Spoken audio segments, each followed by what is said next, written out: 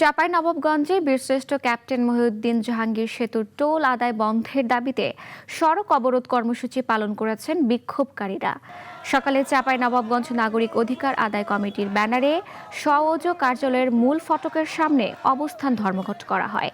পরে আন্দোলনকারীরা মহানন্দা সেতুর টোল প্লাজার সামনে প্রায় 1 ঘণ্টা সড়ক অবরোধ করে রাখেন।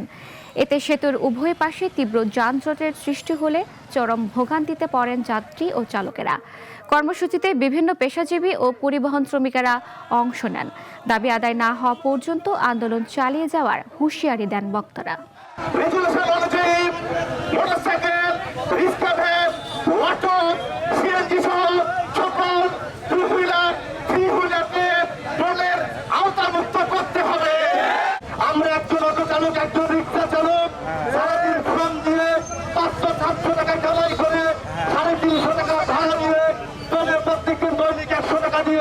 আমাদের 12 বাচ্চার মুখে অন্ন